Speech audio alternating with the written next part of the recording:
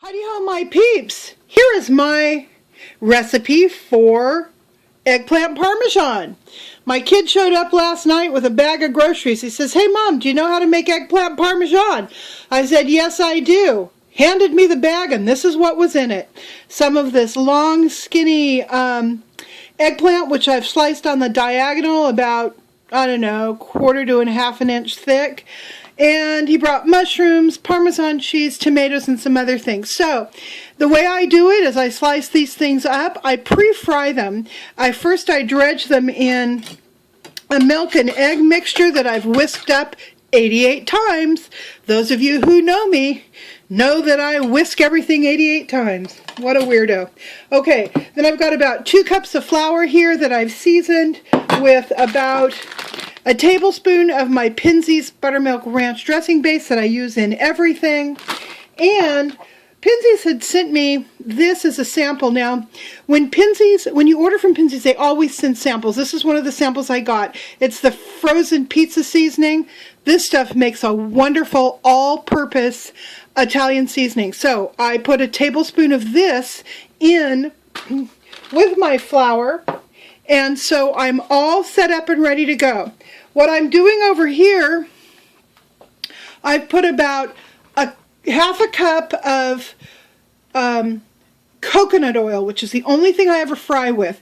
It's in the pan that I had made scrambled eggs in a couple of minutes ago. I didn't even bother to clean it. I just threw some more oil in the pan. Now I'm going to dredge my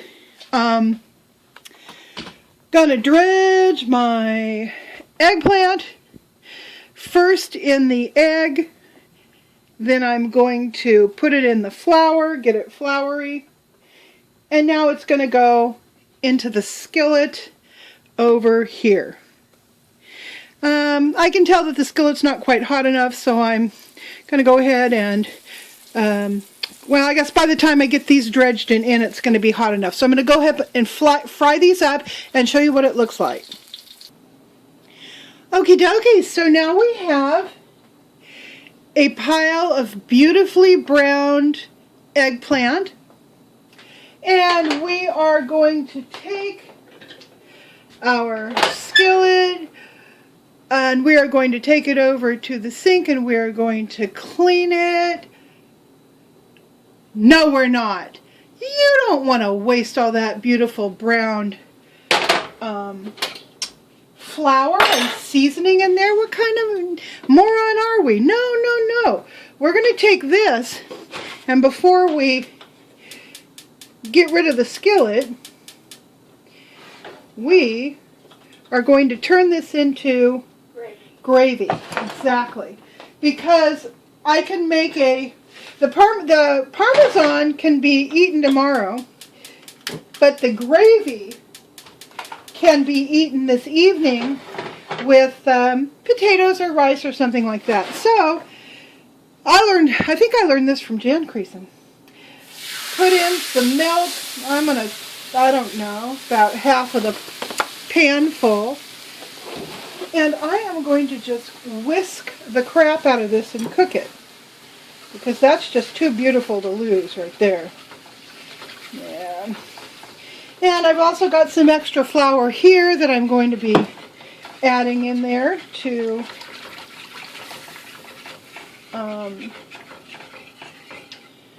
thicken it. Get some that doesn't have a bunch of lumps in it.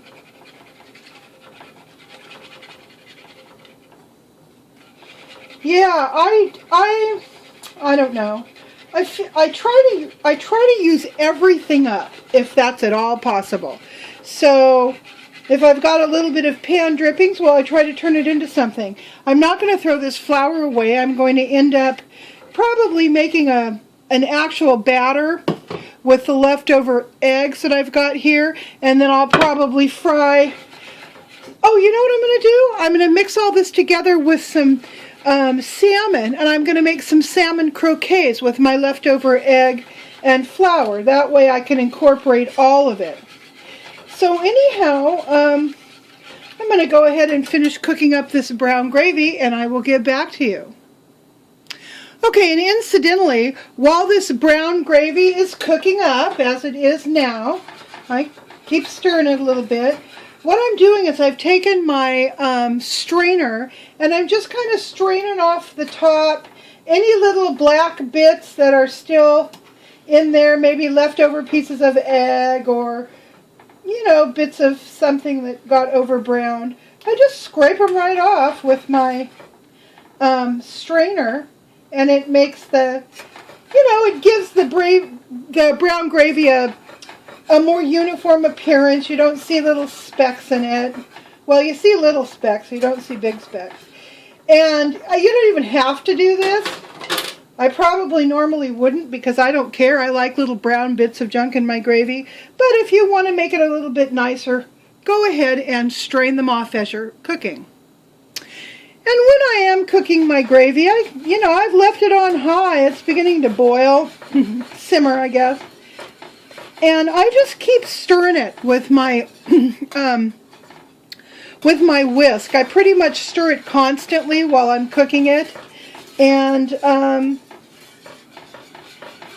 that helps keep it from forming any lumps and from burning on the bottom. So, you just keep at this for, I guess it takes about 10 minutes, 5 or 10 minutes before it really begins to thicken up. And what you do, you start with the leftover oil and gravy and flour that's in the pan.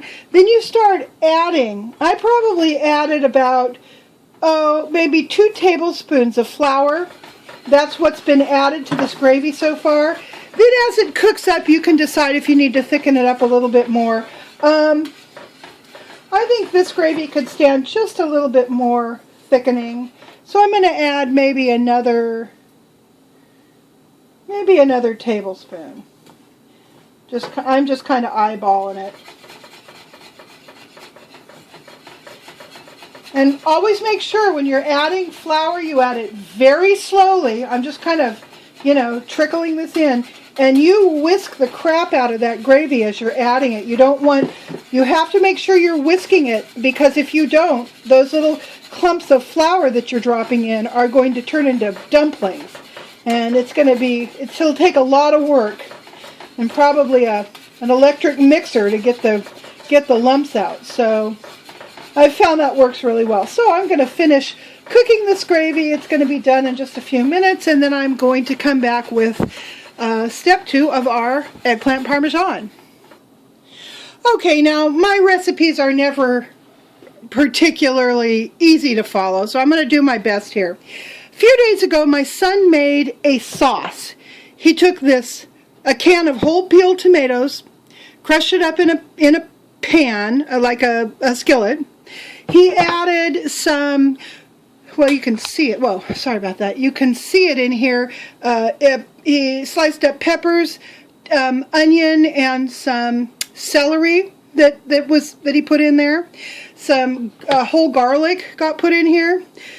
Salt, pepper, and a little bit of sugar. He cooked the whole thing down for a while, and he made this sauce. Well, we couldn't use all the sauce. We made spaghetti and a few other things with it. So this is left over. I'm going to go ahead and recycle this sauce into my eggplant parmesan. However, if you are making this from scratch, get yourself a 12-ounce can of tomatoes, chop up some vegetables, onions and bell pepper definitely, but if you want to add, you can add anything. You can grate up some carrots, you can chop up some celery, anything like that. Salt, pepper, and a little bit of sugar, okay? And kind of crush it all up and heat it all up together. So that is essentially what we pre-did here. Now, my son also brought me some tomatoes. They're a little bit soft, a little bit ripe. They're not bad, but they're just a little ripe. I'm just going to go ahead and cut those up. I'm going to add it to this sauce. You'll see here I have sliced up the baby portobello mushroom that he brought me. You can use any kind of mushroom, so that's ready to go. And before I move on to the next step, I just want to show you, this is how the brown gravy turned out. When it's cool enough, I'm going to stick it in the refrigerator, and we are going to use this for tonight's dinner. So, I'll come back with the next step. Okie dokie, so I grated up about a cup and a half of Jarlsberg cheese from Costco. It's the only kind of cheese my husband will buy. Normally you would use mozzarella or something in here, but I happen to have this, so whatever. It's all good. It'll all work out. And just FYI, I poured the rest of the eggs out of that pink bowl you just saw into what was left over of my flour mixture, and that is going to make the base for my salmon croquettes, which I'm going to make after I'm done putting this crock pot together. I've got my crock pot out. It's turned on high. So here we go. We're just going to start layering. I'm going to start with a layer of the eggplant. Oh, I don't know. Just on the bottom of the pan, like so. Then I'm going to take, and I'm going to put some of this mushroom down in there, like so. Then I'm going to take my sauce mixture with the tomatoes that I kind of chunked up and threw in there. Those, I'm going to put about a third of this mix on top of that. And oh, one thing I forgot to show you. Not everyone's going to want to do it like this. Some of you folks are going to want to use granulated garlic, or you're going to want to use something that's been crushed up or whatever. I get the Christopher Farms garlic peeled in this big huge bag from Costco.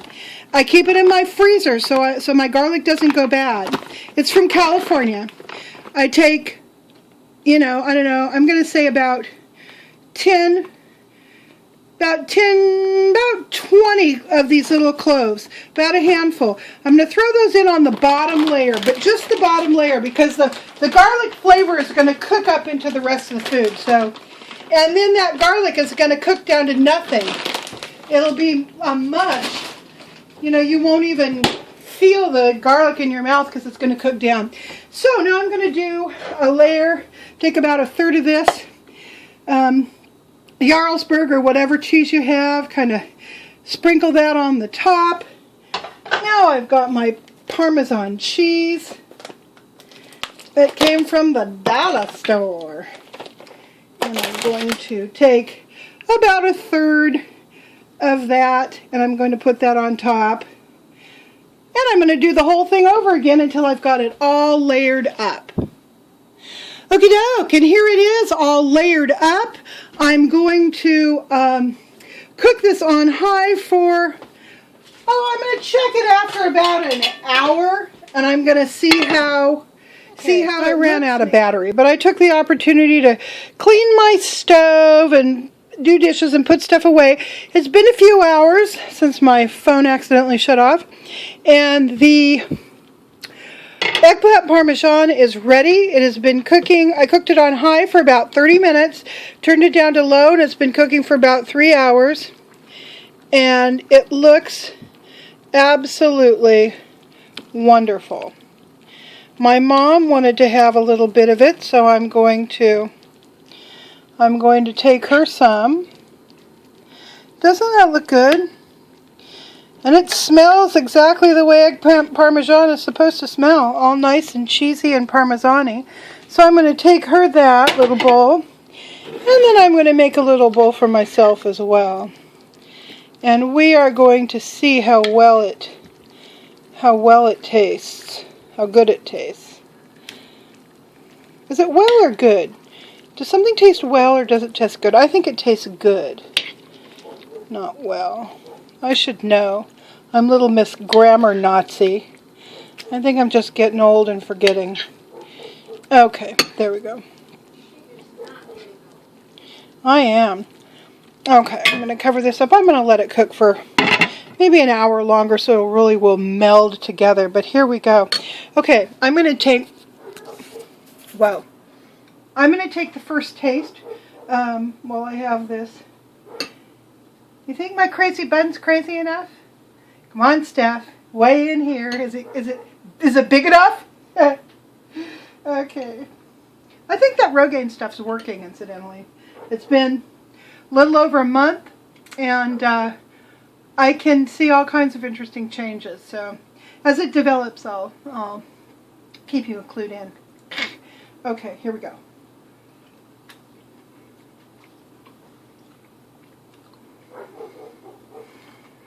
Oh, wow. Oh, that was so good. It's completely cooked, but the eggplant is still just a tad bit, it's not crispy, but it's not mushy either. So it's got a very nice mouthfeel. Oh.